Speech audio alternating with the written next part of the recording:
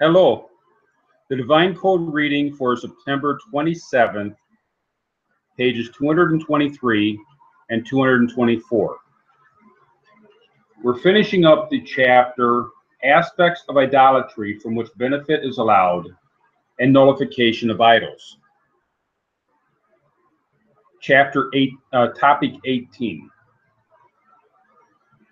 If an altar that was used for idol worship becomes damaged, it remains forbidden for benefit unless the majority of the altar has been broken.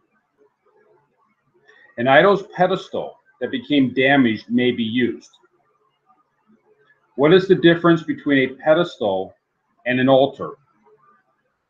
A pedestal consists of one stone or column, whereas an altar consists of many stones.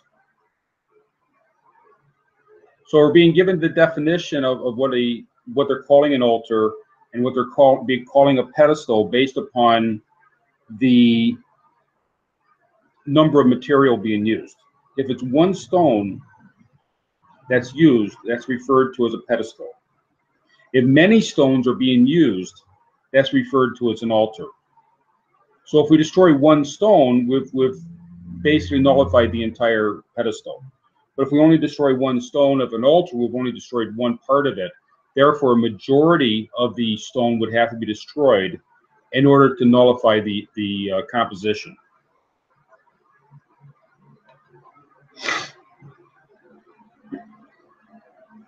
That's in the Rambam Laws of Stars of Worship and Laws of the Worship of Stars and Idols, 811, Shulchan Aruch.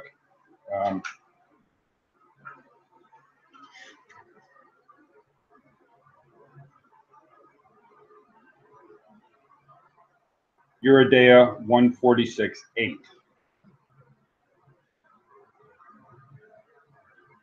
Topic number 19. Any stone which appears to have been thrown to a miraculous idol or connected with the worship of in some other way. For example, a stone that served as part of this idol is forbidden, since it is part of the idol's worship ritual. So the stone is being used as part of the worship of the idol.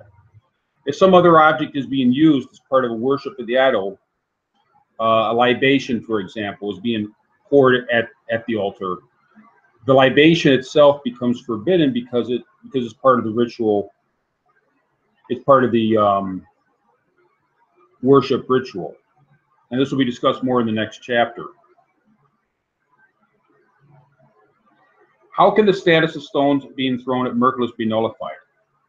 If they have already been used for building purposes, or if they were found in the paving of a road, or in some other secular purpose, they are permitted for benefit.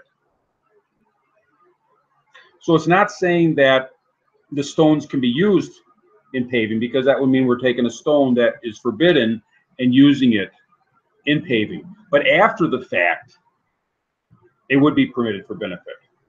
You know, it doesn't maintain the status of being forbidden forever. Once somebody uses it for a mundane purpose, then it would be permitted after the fact. Although using it the first time would be forbidden.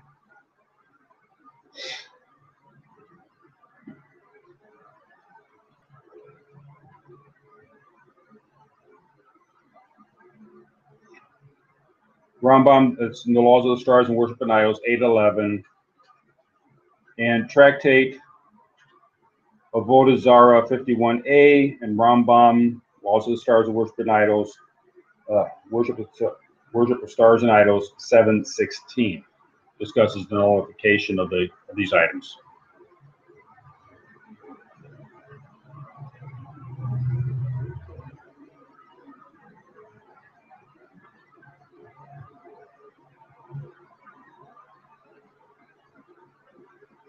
Topic number 20. How is the status of an Asher's tree nullified? If the idolater who worshipped or serves the Asher's tree subsequently chopped up the tree or left it for disposal in a garbage dump. This constitutes nullification of the status, its status as an object of idol worship. So if the owner discarded the tree, that would be one method of it being nullified. Otherwise, removal of a leaf, twig, stick, or branch of the asherus, or any other unnecessary pruning, are all means of nullification. However, if it was pruned for a necessity to improve or maintain the tree as an asherus, it remains forbidden for benefit, but the clippings may be used. So the tree, if it's been clipped, then for whatever purpose, the clippings, the branches in that were taken off, are usable for benefit. However, if a person tears up the tree for no reason, or it speaks even as little as a leaf. Now, if a vandal comes along and takes off a leaf, does that mean that the tree has now been nullified as an object of idol worship? That I would question, but that would be a way that the owner of the tree, if he decides he no longer wants to use it as such, could take a leaf off that unnecessarily and say that's his way of nullifying the tree.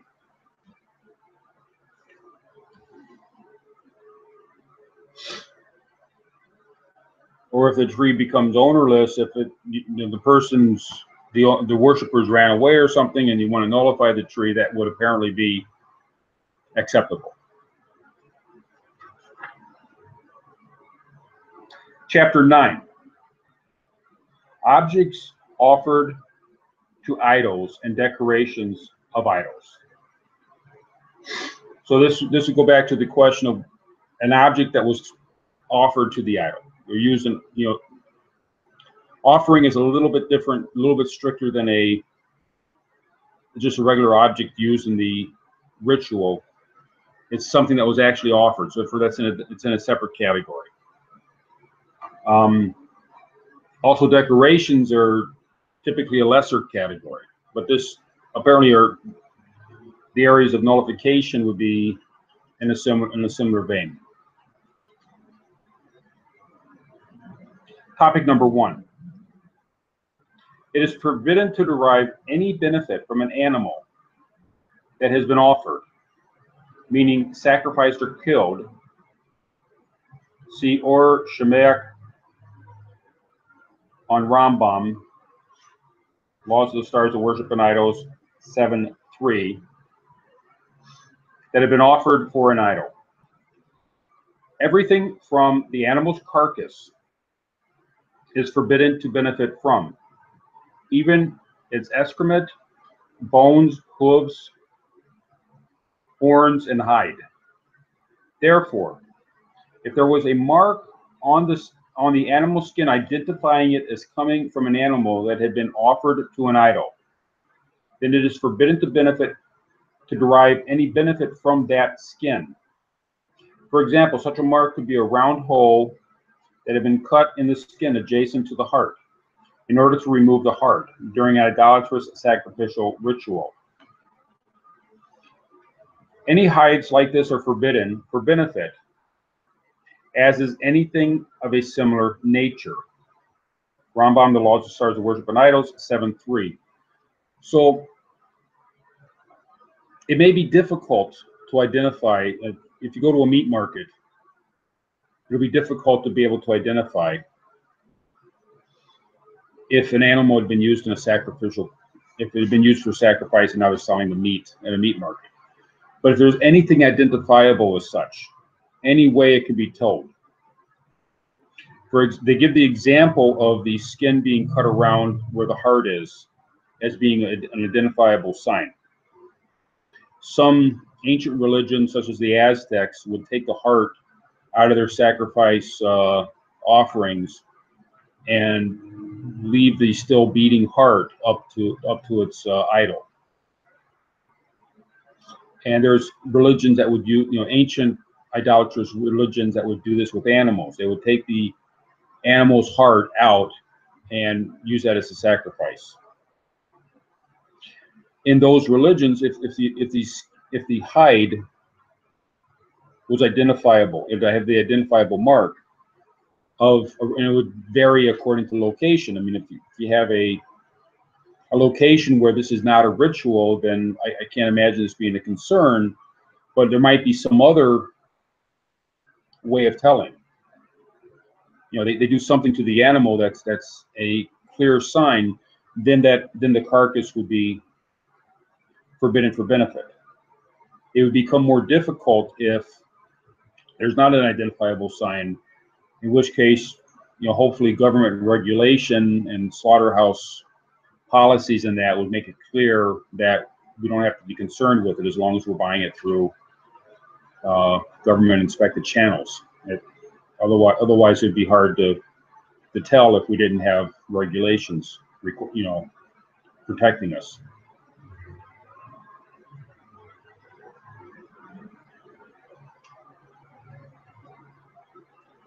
So if there's anything that we're not aware of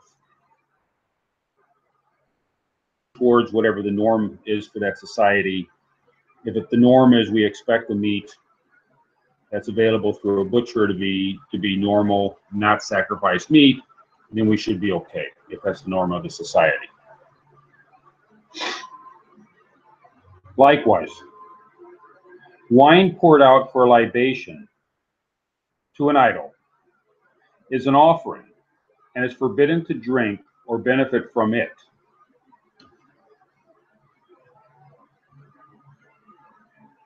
So in this case, the wine, you know, is poured out in front of for the idol. It can be collected, possibly drunk, or possibly used for cleaning purposes or whatever other mundane, whatever mundane purposes can be used with wine that have been poured out.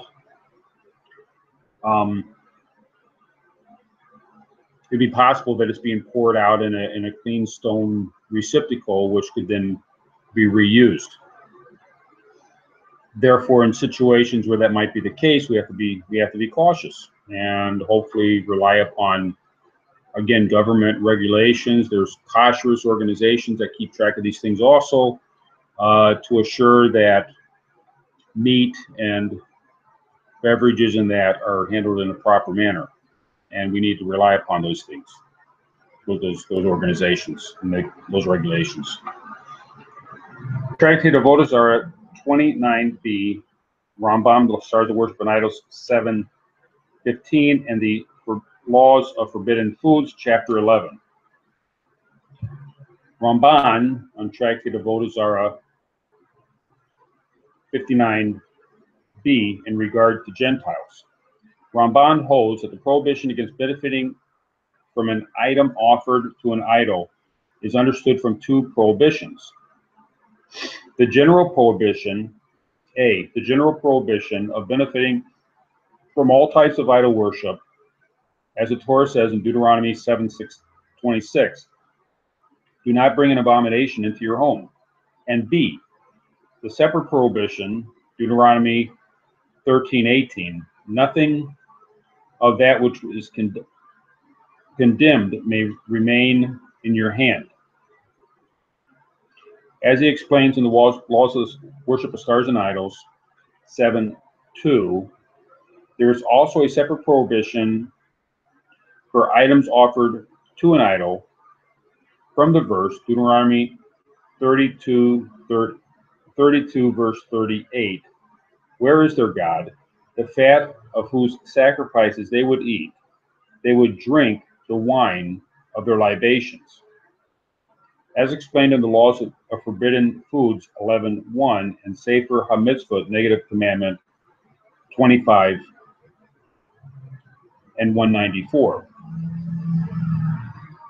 Ramban on Negative Commandment 194 says that the prohibition of benefiting from an item offered to an idol is not included in the prohibition of benefiting from the idol itself, but it is rather a separate prohibition from Exodus 34:15. Guard yourself, lest you make a covenant, and he will call you and you will eat from its sacrifices. For implications of these specific sources and the opinions of the Rambam, this will be discussed in tomorrow's reading. Footnotes in tomorrow's reading, and this will be gone into more detail. The general, there's the Torah is very complicated, and there's many different layers to it, and we learn different requirements from different verses, and so they're not always. There's a certain logic to it that we just have to learn how to follow. But the general rule is we're not allowed to benefit from either wine or animals that were offered to idols. Thank you.